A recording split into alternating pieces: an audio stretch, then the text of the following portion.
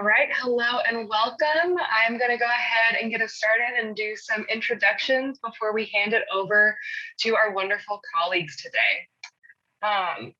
Hello, my name is Grace Fuller. I serve as the Manager of International Student Experience and Engagement at the International Students and Programs Office. And first of all, we just want to warmly welcome you from UC San Diego.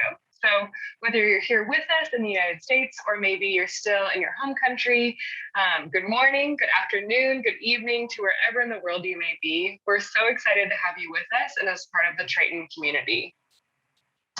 A little bit of housekeeping before we begin. So you are in listen only mode, which means you can hear us, but we cannot hear you. So we're encouraging all of our attendees to submit any questions you may have through the Q&A feature on the bottom of your Zoom screen. Second, we are recording. So you will be able to access this recording in about 2 weeks' time at iwebinars.ucsd.edu. All of our orientation session recordings will be accessible there. But again, we do ask for about 2 weeks' time to be able to edit those video and post them to our website. And finally, again, we ask that you submit questions through our Q&A feature. You can see that we have disabled the chat for the session today. So the Q&A feature will be the primary way you'll be able to interact with us as attendees. You can submit questions throughout our session today, but we will dedicate time at the end in order to answer those questions. So again, feel free to submit them at any time, but know that it's the end of the session in which we'll have our Q&A session. And we'll do our best to get to as many questions as we can. But if for some reason we don't get to your question today, you can always reach out to us at icontact.ucsd.edu. And with that, I'll hand it over to my colleagues, Dr. Angela Scotia and Lisa Joyner for student health and well-being. Hey, Grace, can you give me screen share? Thanks. Here. Okay, let's see if I can do this, guys. Okay. So let me put it up there. Do you have full screen now? I think so. Okay, so what I want to do is I'm going to take you through a little bit the San Diego scene, update on Delta, campus safety rules, as well as sort of the resources of the cluster for everyone. Lisa will also be monitoring the Q&A section. She'll be able to knock out some questions, but we'll also be taking some more as we go through this process. The goal is to help you really be able to ask questions, understand the complexity of what we're dealing with, but also be very informed and reassured. Things are looking pretty good.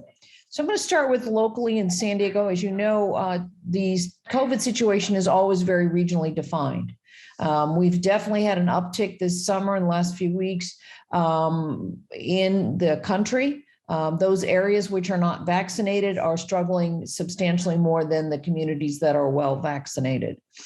In San Diego, you can see that we looked like, boy, in the early part of July, late June, we thought we were all systems go, and very quickly we started to see things change with a big surge that happened fairly quickly, but you'll see it plateauing and it's starting to come down. So this is from the San Diego County dashboard. This is publicly available. You can check it on your own anytime you want. But this looks at the rate of positive cases among all the tests that are being done in the county. And you'll see that we have dropped back down and are slowly there. We are not, though, at the same good spot that we were. I want to say that in June.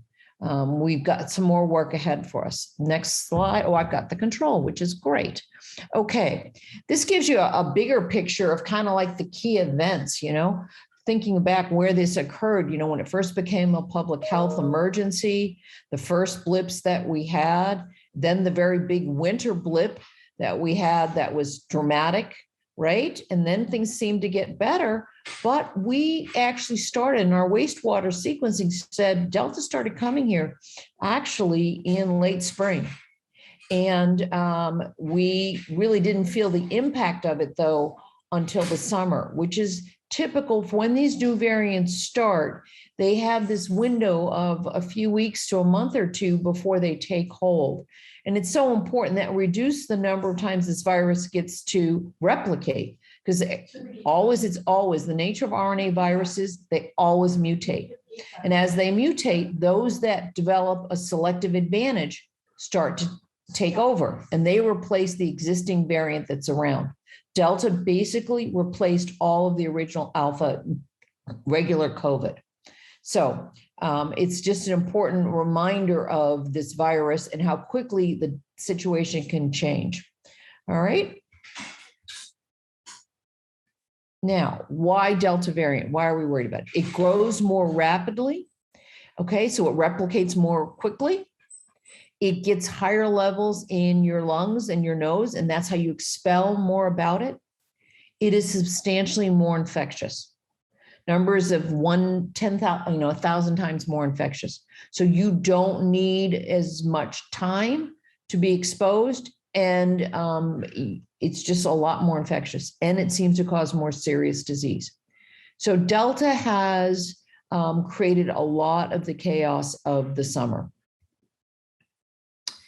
When we look at infectivity of viruses, one of the most infectious viruses around is measles. If you were in a room and somebody came in with measles and you'd not had measles or you weren't vaccinated, you pretty much got it. So highly infectious virus compared to a common cold or the seasonal flu. Chickenpox is kind of in the middle on this spectrum, right? To the right, you're spread very highly infectious. And as you go up on the scale, you're also more deadly. So you see things like Ebola, not quite as infectious at all, but very deadly. MERS and the original SARS, very high mortality rate. Remember, this virus doesn't kill most people, but it kills some for sure. And it is filling up the ICUs in many parts of our southeastern part of the country. The original SARS was a little worse than a cold, okay, for sure. There was a little worse than flu too. The Delta variant is both a little more severe, but much, much more infectious. So I think this is important to keep in mind, just the nature of this variant that we have circulating in our community now. It also is one that the vaccines are not fully protecting, but there are huge benefits to being vaccinated against the Delta virus.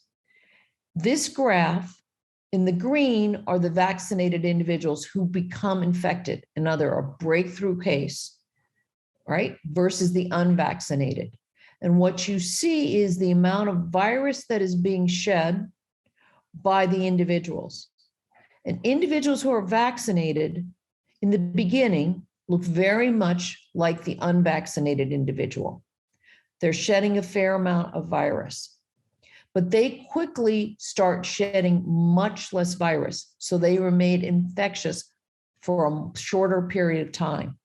So there's a benefit to the vaccine, not only for your own, you won't have a severe infection, but you are going to be less likely to infect others if you've been vaccinated. Also, it's important to remember that virus which is shed is not always infectious virus. So you shed particles of virus which are picked up with our PCR assays, but it's not the complete virus, therefore it's not as infectious. That's why you don't see people remaining in isolation for these like a month after a natural infection if you're unvaccinated. It's a shorter period of time because you can shed some virus, but it's not fully infected virus. It's not the full particle. This is why we also recommend that if you've had a COVID infection, you don't test again for 90 days. Because we know people will shed fragments of the virus for a prolonged period of time. But the key part on this slide is knowing that in the early phases, even if you've been vaccinated, you can be infectious. This is why you're going to see some of our recommendations were modified for the summer for the vaccinated community, but you still get enormous benefit from being vaccinated. You are much less likely to get infected, not zero, less likely. Okay, there are breakthrough cases, and you will be sick, less ill. You'll be able to get back to your schooling and all the other things you want to do more quickly. okay? And you'll present less risk to others. So vaccination remains key. We still have in this country 3 types of vaccine. The Pfizer, which is available to 12 and above, 2 doses, messenger RNA, very, very good safety profile, and Moderna, 18 and older, similar good safety profile. Both of these provide some protection against Delta. Moderna may be a little bit better, but in terms of infection risk, but in terms of severity, keeping you out of an ICU, keeping you from dying, they're equally effective. Johnson & Johnson is the 3rd virus. It's a little different. It's an attenuated adenovirus. And this one also provides very good protection. You're seeing a lot less J&J in this country, more of the 2-dose variations. For San Diego, we are in one of the best vaccinated counties around. For the eligible population, that's over 12, we're about 86.5% vaccinated with at least 1 dose, and 3/4 are fully vaccinated. We have to keep in mind, though, this does not include children. The children under 12 still do not have an approved vaccine. So we have a lot of kids in our community that have no protection, and we need to think about our role in taking care of the entire community. Will we need booster shots? It's likely that we will.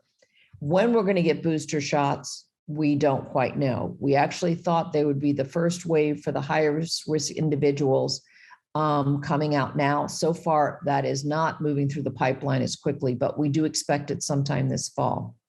Why do we need booster shots? With RNA viruses, just like the flu and common cold, which are also RNA viruses, your immunity wanes with time. You get a little bit of protection, right? But you don't have ongoing same degree of protection, right? As you normally would, let's say with your chicken pox or your mumps and measles, your immunity lasts for a very prolonged period of time, lifetime. Although we now know you need a zoster booster for chicken pox in your 50s. So certain vaccines, we always know we need to boost, but these are like influenza. It's an annual booster shot. And the vaccine is actually modified each year for the strains that are circulating. So there's a lot of discussion about boosters for COVID. We will be facing them, right? We are now giving them to some immunocompromised individuals, including some students. They are eligible for a booster, but we're not at widespread boostering, okay?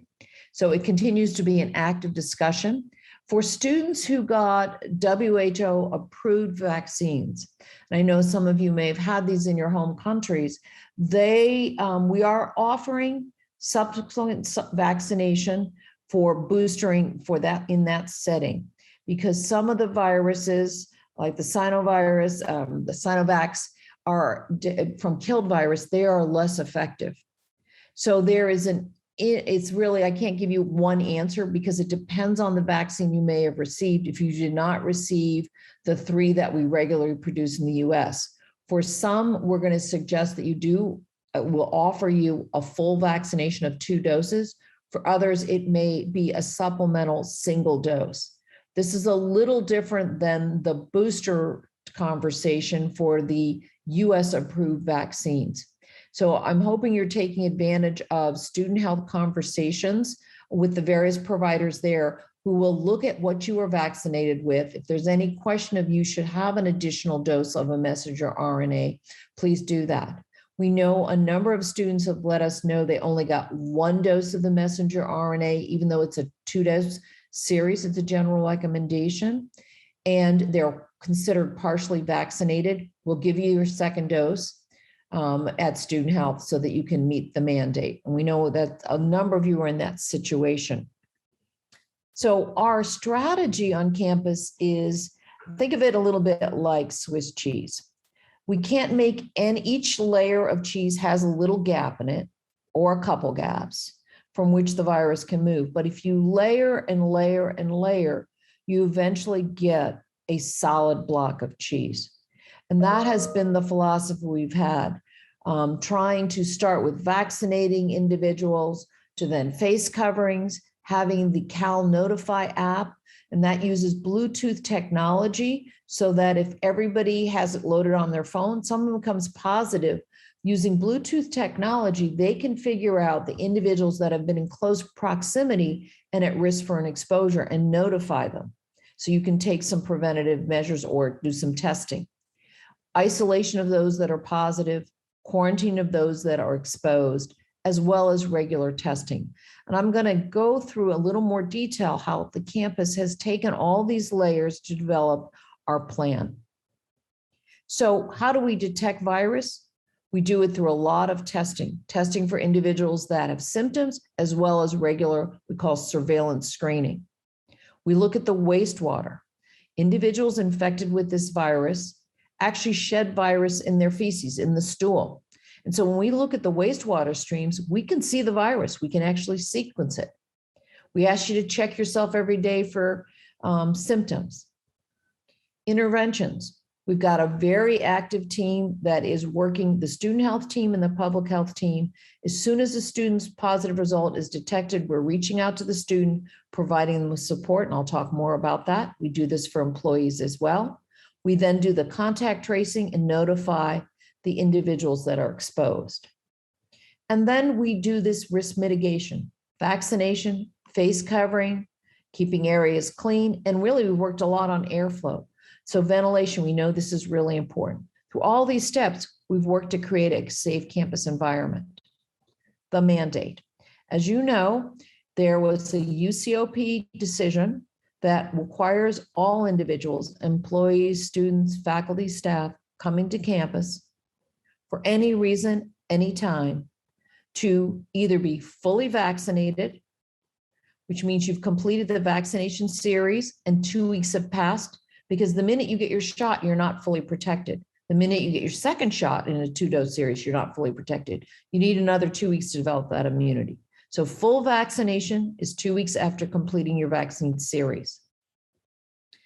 Or you may get an approved exception or deferral. These were all should have been into student submitted for students by September 6th. So hopefully you've done that.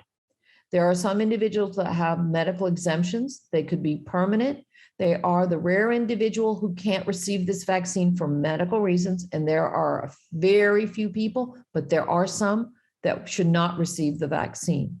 Or it's temporary. You've recently had COVID and we're going to wait a little bit before you get your vaccine. You don't have to wait very long. You're given 90 days, but you actually can be vaccinated sooner than that. A disability exemption. For some individuals, generally, not many of these are seen as well. Religious exemptions, strongly held beliefs. We are seeing some students who are requesting this exception. And then a deferral for pregnancy, although all the evidence has that is coming out and is very consistent, is that vaccination is beneficial in pregnancy. And it is the recommendation of all the societies that care for pregnant women that you get vaccinated. Infection in pregnancy is very dangerous. There are a lot of physiology, and that is my specialty in medicine, that makes a respiratory infection for a pregnant woman extremely dangerous. So it is beneficial for her health. It is also beneficial for her baby's health that they be vaccinated. So while it is allowed to defer in pregnancy, it is not recommended at all. And then we have made a pathway for our students who didn't have access to vaccine in their country, let's say, or they're partially vaccinated. You let us know about it and we'll get you vaccinated. And many of you may be in that situation where you are now getting and completing your vaccine series. Anyone who has one of these exemptions or deferrals, you have to follow we call non-pharmaceutical interventions for the unvaccinated community. This is defined by each campus and it will change as the year evolves. So please pay attention to recommendations. If you have an approved exemption, if you're partially vaccinated, if you have a deferral, we need you to follow these measures. There will also be measures for the vaccinated community. And sometimes they will be the same, whether you're vaccinated or not. We know that our unvaccinated community will need to test at least twice weekly throughout the fall quarter. That test should be not, you shouldn't do it any sooner than 3 days apart and no more than 5 days apart. That is pretty much in place. I'm going to go into a little more nuanced testing as we go along. How do you document that you've been vaccinated? It will be in your student health record. That's your My Student chart. And that's how we'll be able to demonstrate that you're compliant with the mandate. Remember, WHO approved vaccinations do meet the mandate requirement, although clinically we may want to give you supplemental vaccine depending on what you were vaccinated with if you were vaccinated outside of the US. If you were vaccinated at UC San Diego Health, Petco, REMAC, or Price Center, your information's there, you're all good to go. If you were vaccinated outside of UC San Diego Health, then you should be adding information to your My Student chart, and we should be then able to complete the mandate that way. All right. We'll be sharing that you have met vaccination, but not all the clinical details. So remember that your personal health information remains quite protected. And go to the Return to Learn site where you can find more information. Please do the daily symptom screeners. These are really important. Check every day. The symptoms with COVID are very mild. If you have symptoms, we want you to stay home and get tested. If you've been exposed, the yellow thumb, and we may fine tune this yellow thumb with a little more detail as we work for an exposed vaccinated individual and an exposed unvaccinated. The criteria and the behaviors may be a little different of what you can do. And a green means you're just fine. You don't have any symptoms, you haven't been exposed, everything is great. It's important that if you develop symptoms, please test, even if they're mild. We have many testing options available to you, and I'm going to speak to how we do that in a little bit. To be able to do testing, to be able to receive messages about your results, to receive other health messages from Student Health, it is critical that every one of you please download your My chart, your My Student chart. When you do this on your phone, it makes the communication so much easier. Make sure you open the app that is for student health and well-being. You don't want the general UC San Diego, you want the student application, right? And then you can log in using your campus AD logon. That's going to be really important. The other technology tool you need is to make sure you've loaded the UCSD app onto your phone. This will be important for scanning your barcode when the barcode on the testing files. It's important because Student Health will be sending a periodic messaging. There are links to all the student health and well-being offerings on the app. So please take advantage, make sure your phone has a functional download of the UCSD app. So testing. In the bottom right, you're going to see our famous vending machines. For those of you who are returning to campus, you're probably familiar with these. For those who've never been on our campus, we've developed a way of providing easy access of self-administered testing. We've tested it, it works great. Our students used it all last year. It's wonderful. So there are 20 sites, and there is a map that's available on the app in which there are vending machines. You use your campus ID card, you swap, and you get a kit. Now, it will show you a $1 charge, but behind the scenes, that's immediately reversed. So don't worry, this doesn't cost you a thing as a UCSD student. You swipe, get your kit. Inside the little clamshell, you will find a testing vial, instructions, everything you need a swab to do the self-testing. It is super straightforward. The instructions are there. So you take your kit, you go to an area outside. You don't want to test right there because we like you to do it outdoors. You swab your nose, make sure you capture the barcode on the vial because that's how we know it's your kit. If you miss that step, we don't know who the swab belongs to. So that's why that app on your phone is critical, because capturing the barcode on the vial is how we know it's your test. You drop the vial into the bin. We also take the clamshells back because we recycle those. Please give us back our clamshells to protect the environment because we're going to recycle those to create more kits. The kits are then picked up twice a day Last pickup is usually no later than 2 o'clock, or maybe we've been changing the times. It'll tell you when the last pickup for that site is. Okay, so try and get the kits in the daytime. If you drop it off at night, it's okay, it's safe. It just won't be picked up till the next day. So your results will take longer to get back to you. The lab runs through the night. So generally results are coming back. If you've dropped your kit off early in the day, you will know by the end of the day what your result is, and it will be in your My Student chart. So take advantage of the free testing. Not only take advantage of it, follow the required testing, which I'm going to cover for you. So vending machines throughout campus, super easy, no appointment is needed. If you're uncomfortable with this process, then you can go to the Price Center and you can have an observed test where someone will watch you do the test. Kind of like what people moving onto campus the first time, the undergraduates are going through as they move onto campus. Some of you may have been through that testing process as well, or will do it when you arrive here. But you can also do your first test if you're not living on campus with the vending machines. If you're living on campus, the only way you get your key, if you're an undergraduate, is to do one of the tests in the testing process. So hopefully that's working very smoothly. And if you're a residential student, you've gotten very explicit instructions from housing and dining. The other thing that we have on this campus is very innovative, and we're lucky to have so much brilliant science and creative folks, is this wastewater testing.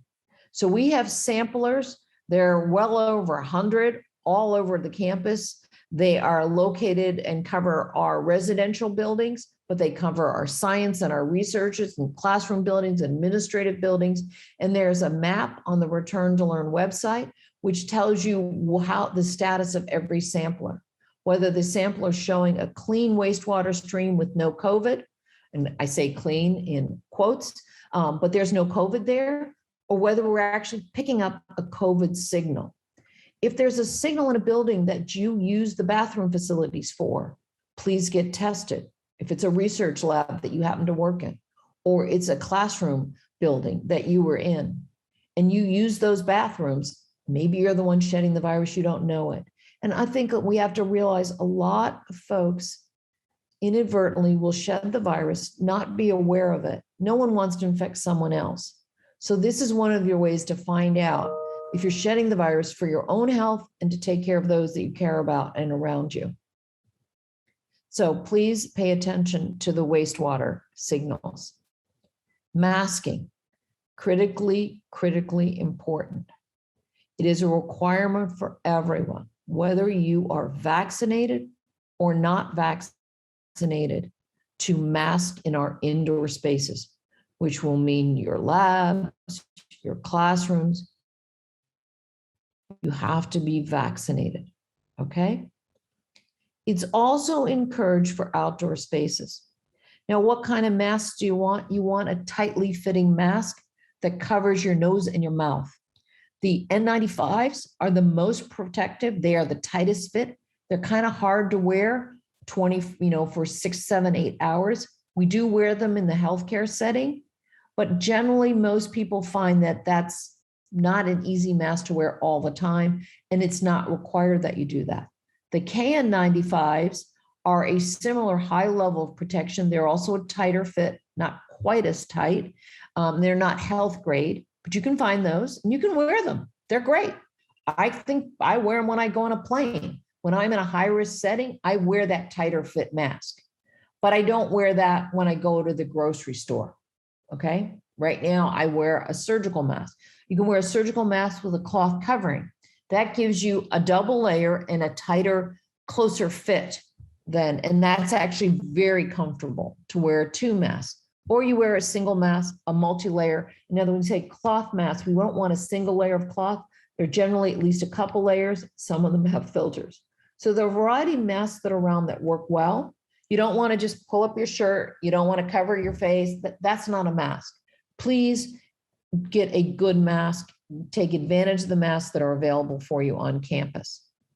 For the students living on campus, there's a unique masking situation that we have within your suite. You, for the first period of each quarter, as we bring everybody back We check everybody who accidentally may be shedding virus or in the pre-shedding phase because they've been exposed. We want everyone to mask in common areas of the suite, except your bedroom or when you're taking a shower. Once we have had everybody on campus for a few weeks and we see how much virus is floating around, we look at the San Diego community, we make a decision that within your suite, we can move to phase 2 and you don't have to mask. That gives you more freedom, more areas to be unmasked.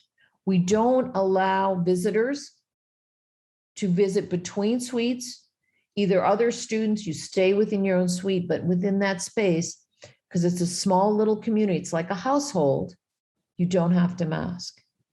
Okay? Testing. Residents, students living on campus test on arrival to get their keys if they're undergrads. Grads do it within 24 hours, day 5 and day 10. We're encouraging off-campus students to do this as well. For ongoing for the fall, these are the rules. Symptoms. It doesn't matter if you're vaccinated or not. You start to have a runny nose, a sore throat, a cough. Your heart starts to beat faster. You feel a little bit of chest pain. You have a little bit of fever. You start to have chills. Anything like that. We want you to get tested. Only leave your suite to get a test and then go back to your room and stay put until we get the results. Wastewater. If there's a signal in the building you live in or you've been classroom, etc., if you're residential and it's a residential, it's now required. If your building has a signal, regardless of vaccine status, you must test within 48 hours. Do it as soon as possible. We want to find out who is shedding that virus.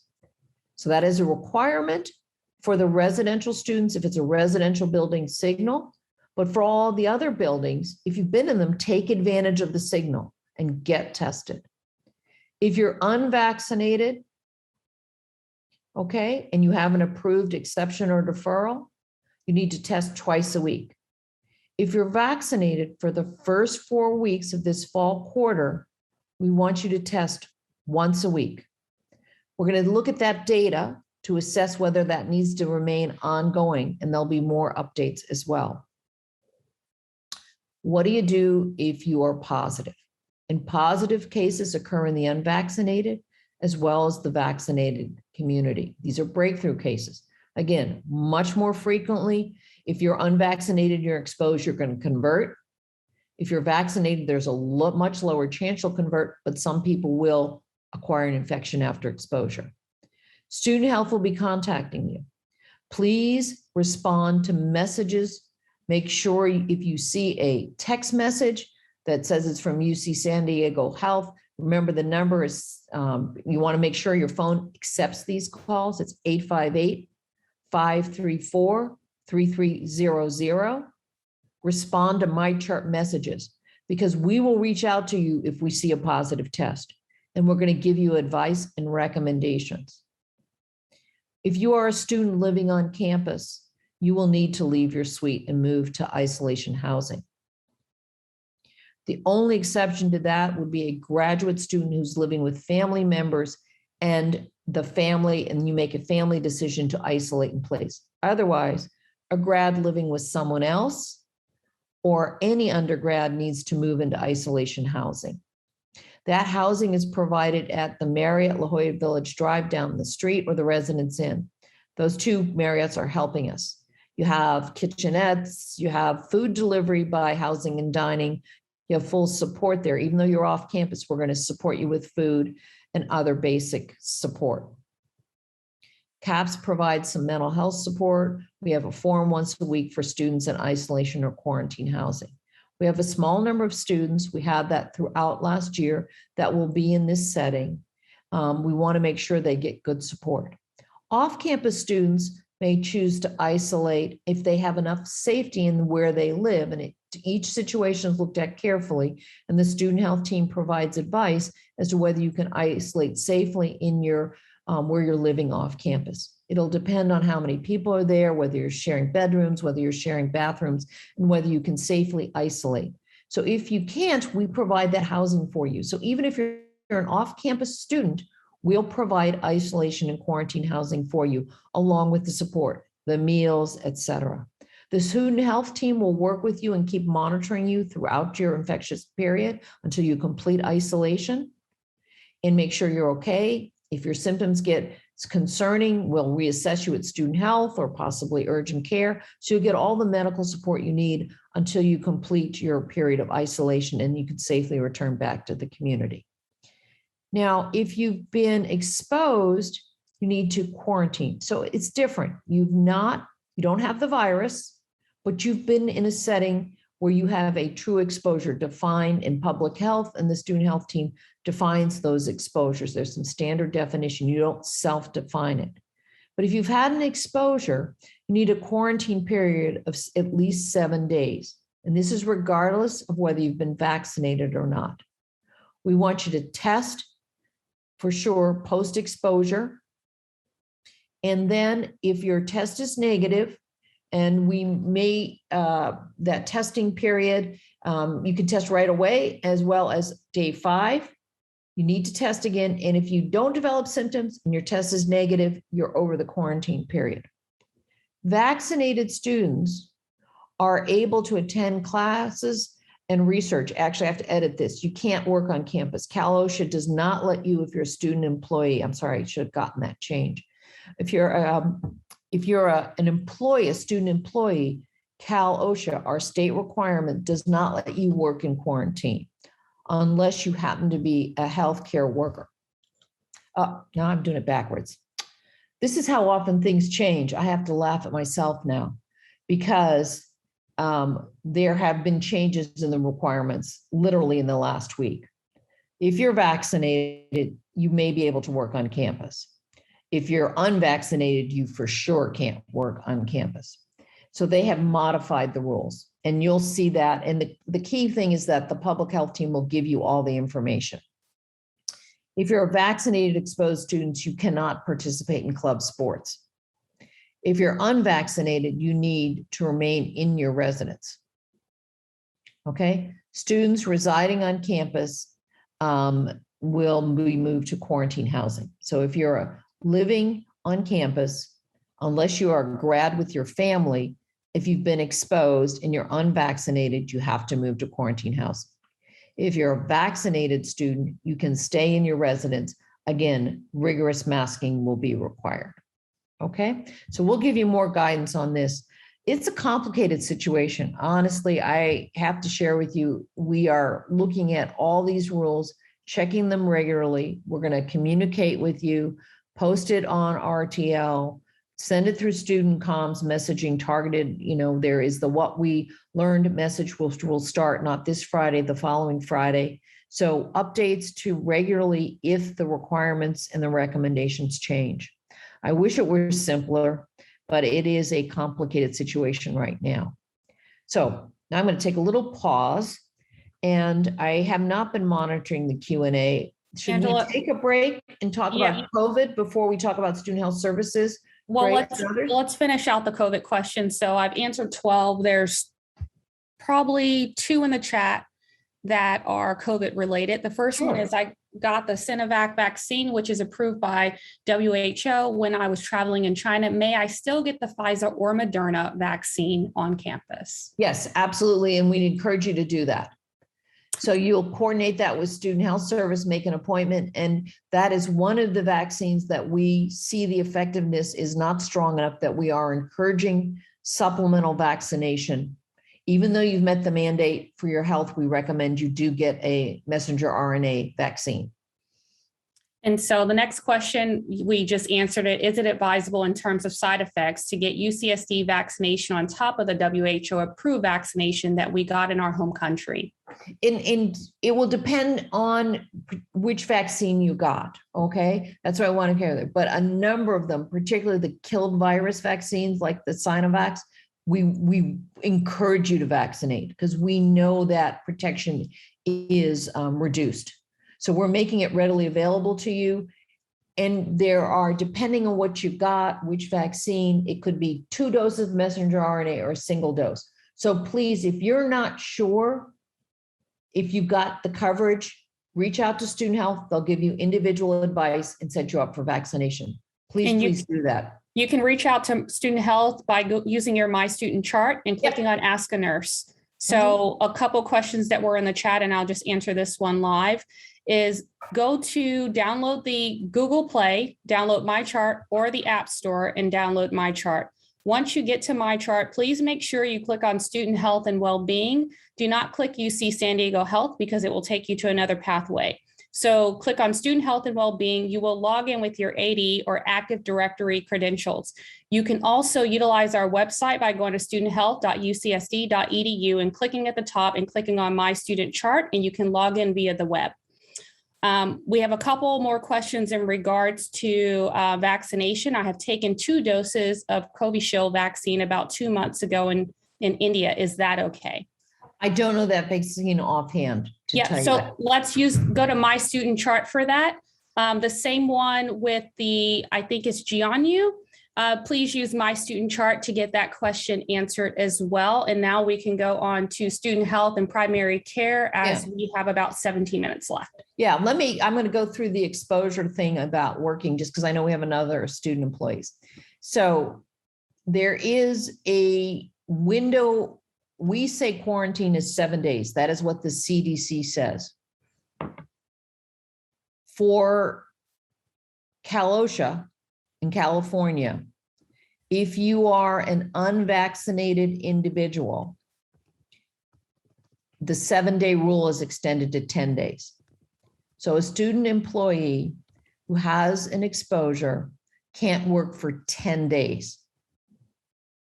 The quarantine for campus functions other than work is only 7 days.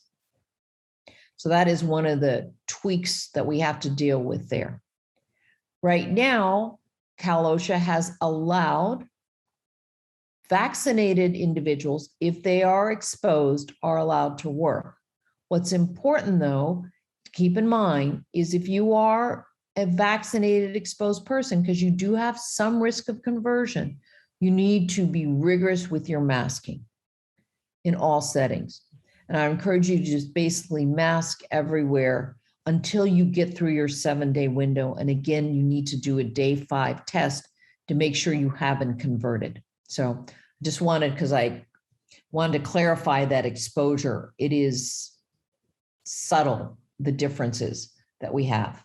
Okay. So any questions about the exposure?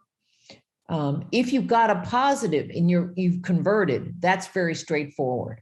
Then it doesn't matter what your prior, the period of isolation remains the same for vaccinated and unvaccinated individuals. Even though the science says your period could be a little different, we've not modified that in terms of recommendations. What is encouraging is the evolving science suggesting that vaccinated individuals remain infectious for a much shorter period of time, in addition to having less severe symptoms. So anything else in the chat on COVID? Not that UC SHIP. So, and then if you have questions that are not answered for UC SHIP, please email ship3@health.ucsd.edu. She will do a general overview during her presentation. Okay, so student health and well-being has actually 4 areas. We have our student health, we have counseling and psychological services, and health promotion. And we have a 4th area, which is our administrative team. And they're the underpinning that keeps it all running and keeps everything going. So our clinical teams, though, are the 3. And we're going to discuss those. Primary care, student health has primary and specialized care. We have an urgent care, which is available 5 days a week, primary care 5 days a week. We have women's health, and I always hesitate a little bit because we also have men's health and non-binary health, but because there are some unique women's health needs, we do have a special clinic, that does some of the things like, birth control and pap smears and other exams that are unique for our women, and they like that environment.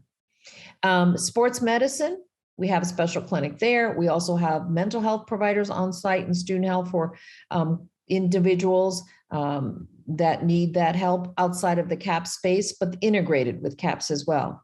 We have a travel clinic. Some of you need extra information because you are going back to your home country and there are requirements, and or you're studying in a different country. So travel clinic is there, as well as an eating disorder program. This is an ambulatory program for individuals who suffer from a variety of eating disorders. And that program has nutrition, medical, mental health providers, social work, a whole team to take care of their students. And then we do provide support for our LGBTQ and transgender community, both medical and mental health support for individuals there. We have a pharmacy, we have lab and x-ray. So all those infrastructure things are right there in student health. Pharmacy costs are actually better if you are a student. We are able to provide low-cost drugs for our students, often substantially lower than you might get if you were to go to a CVS or a Target or a Rite Aid. We have a laboratory on site. We also can do basic x-rays. We have an optometry service. So you can get your, new prescriptions. We have glasses and contacts at very competitive prices too. So please take advantage of these services right on campus. There's a nurses clinic. Again, there's our number. Please add it to your phone. We're open Monday through Friday, and we'll have later evening hours starting later in the fall on Mondays and Tuesdays. Student health insurance. Everyone who's a student is required to have student health insurance. We also offer a program here, UC SHIP, which is a comprehensive program that the university has created, all the campuses pulled together. It's a self-insurance program that for students with very comprehensive benefits. All right. If you have a private insurance that has sufficient coverage, you can choose not to have UC SHIP. And a lot of students do that, about half. Many of them are covered under private insurance of their parents. You don't have to have UC SHIP, but you must have a kind of insurance. That's really important. For students who have waived out of UC SHIP, they're using their private insurance, we provide RAFT at a very small cost. It's a little over, I think, $65 a quarter, which allows you to take advantage of some of the services student health. So that's actually a very good deal to supplement your private insurance so you don't have to leave campus for care. The UC SHIP is a nice comprehensive program. It also covers you for specialty care. Let's say you need to go over to UC San Diego Health, or you need to went to Scripps or another provider in the community. All right, it has some medical, dental, pharmacy, x-ray, vision care. It's done by each quarter and you have a quarterly premium. The spring quarter gives you summer coverage, and it covers you throughout the year, even in academic breaks, like over the winter holidays. Again, RAFT is for individuals who have private insurance and they've waived out a UC SHIP, but they can get office visits, urgent care at student health, the lab. It does not cover the pharmacy though. It doesn't cover immunizations or x-rays, and it's $65 a quarter. Health promotion team, that's a team that Lisa leads, is a great job. They're kind of like, if you want to think of it, they're our public health arm. They do a lot of the work on educating students on healthy lifestyle habits, awareness campaigns. They also do one-on-one consultation with focuses on alcohol, tobacco, and drug. That we have a recovery program for students who struggle with substance abuse. We have women's and non-binary, men non-binary, as well as general and mental health basics and nutrition. We also have the Zone. The Zone is a well-being lounge, which is located in the Price Center. Please stop by and take a look there. Sometimes there'll be special offerings there. You can hang out and relax. We have some nice comfy chairs. And it's just a special place on campus. We'll be starting our therapy fluffies, where we bring loving dogs that you can come. If you missed your dog from home, you can come pet one of our therapy fluffies. And then we have a really big peer program. Peers who have chosen to spend part of their time as peer educators. And there are a couple hundred individuals who are in our peer program. It's something you may want to consider as well. If that's an interest of yours, it's becoming a peer who actually helps in health promotion space. There's the health promotion number right below. Counseling and psychological services. This is a broad group of health professionals. We have social workers, psychologists, psychiatrists, as well as postdoctoral residents. They've completed their PhDs in psychology and they're doing their added clinical time, this is supplemental time, and they're really focused on mental health and well-being. They do this both for individuals through individual care, as well as some outreach efforts across the organization. You can see the picture. You can see it's quite an interesting group of individuals. We keep expanding the team. A lot of times it helps to find someone who kind of clicks with you, both by personality and maybe by identity. So again, we have individual as well as couples and group counseling. So take advantage of this. Here's the central number there. We will often do what's called a brief telephone assessment. That's an interview to just assess what your needs are and then recommend next steps. We also have an active outreach campaign called Triton's Flourish with a lot of campus offerings, workshops, a variety of different things that you're going to see. So please look at the CAPS website. You're going to see a lot more details of all the different things the CAPS team is offering for you, in addition to individual therapy. So a lot of times these workshops are super helpful. You don't have to register. You can just show up for them. We also offer Headspace free to all of our students, which is a great online platform that you can use. We also have Therapy Assisted Online, which has specific programs. So there are a lot of offerings for your mental health and well-being. You're going to learn a lot more about them as the year goes on. One of the jobs of the health promotion team is actually to help you learn about all these different offerings. So pay attention. There's a lot going on. Play around with our student health and well-being website, and you'll see information there. Lisa, are there questions in the chat about student health and well-being? A student said, I have a few queries regarding the UC SHIP insurance. Can we ask those here? It will be nice if the process to avail appointments to dentists, general physicians, etc., can also be covered. Are they, you are available, you are. Yeah, if you have UC SHIP, you do have dental coverage. Yes, you have dental Right. coverage. You also can get that information at shwadmin.ucsd.edu. You can see physicians here in our clinic as well. So that's also another option. And then if you are looking for outside or specialty services that we do not offer, please email ship3@health.ucsd.edu and a member of the insurance team can get those answered for you. And then the last one, if it is eligible for me to get an addition vaccine in school after I completed my vaccine in my country, Sinopharm vaccine 4 months ago. Yeah. So if you're wondering if you need insurance to get vaccine, no, we give the vaccine free to our students. So don't worry about your insurance does not play into whether student health will provide vaccination for you for COVID. Okay, COVID vaccination is free to all students. So it's really, if you're clinically eligible, for sure, we'll give you the vaccine at no cost. So don't worry about your insurance for that.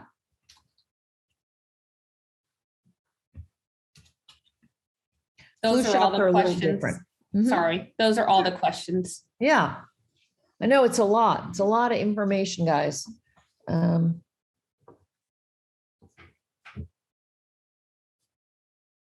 I don't know, Grace, if we have anything else? I think you have a few closing remarks. Perfect. I just have a few closing slides as we end our time here together today. So first off, huge thank you to our colleagues in Student Health Services. As you can see, they covered a lot of different information. And so we're so grateful to be able to have them with us to answer all these questions. So a few closing remarks as we finish up. We do have meetups going on. So if you're interested in meeting other students, maybe from your same home region, or meeting students with similar interests, we encourage you to check out some of our meetups we have posted at iorientationucsd.com/meetup. Additionally, we have events going throughout the year. So on our iEvents calendar is very active with all of our orientation events that are happening in these few weeks in September. But our iEvents calendar is a live calendar that's that's used throughout the year. So you can, whenever you're curious about what might be happening on campus or how you can get involved, you can just head to ievents.ucsd.edu to check out how to meet new people and how to get more involved at UC San Diego. And then some closing reminders. So you can always head to iorientationucsd.com to register for other sessions. I do definitely want to remind you that in order to verify your completion for this session, we verify completion and attendance via your survey. So the web browser that you use to launch this Zoom webinar, once we end the webinar, will automatically refresh with a link to your survey. So make sure to keep that web browser open so you can access that survey link. Additionally, if for some reason that you're not able to access it that way, you'll also receive an email reminder in a day from now, reminding you to fill out that survey. So you'll get the survey link that way. If you have any questions about your attendance or verifying your completion or accessing a survey link, you can always email iprogram@ucsd.edu, which I just put in the chat, and we can go ahead and answer any questions you may have that way. And finally, iupdates.ucsd.edu has the most up-to-date information for our international students and any current events that might be impacting them. You'll also receive many of our announcements via our weekly newsletter. You can attend our advising hours, and you can find those hours at icontact.ucsd.edu. And we'd love to engage with you on social media. So our handle is @ispo.ucsd. We have a lot of helpful information there, as well as a lot of just like fun ways that we engage with our students. I think we're doing some giveaways right now. So I'd encourage you to follow along there and see if there's any more giveaways that you might be eligible for. But with that, I just want to thank you again to our campus partners and to you for being here and extend a really warm welcome to UC San Diego. And I just saw a question in the chat about getting your swag bag. So if you would like to redeem your swag bag, you can head to our office, Student Center B, that's right by the Mandeville Auditorium. And the front desk advisor, you can redeem your swag bag with our front desk. Okay, and another question in the chat that just came in is accessing the recording for today. So the recording will be available at iwebinars.ucsd.edu, and I'm just gonna go ahead and put that in the chat. You're gonna click on webinars for newly admitted students, and that's going to take you to all of our webinars for our iOrientation sessions. So that's a really helpful link. We do ask, however, for about 2 weeks of turnaround time so that we can edit these videos, process them, and then upload them to our website. So iwebinars.ucsd.edu, but expect about 2 weeks, and then they hopefully should be up on our website.